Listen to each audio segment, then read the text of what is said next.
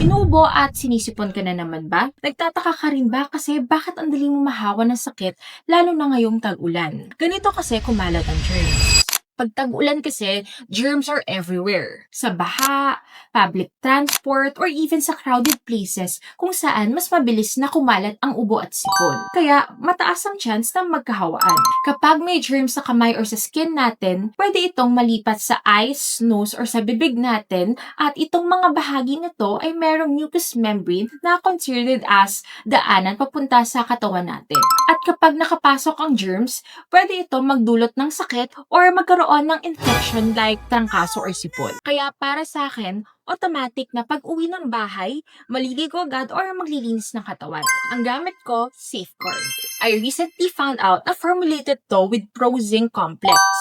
This helps protect us from 10 harmful germs up to 24 hours.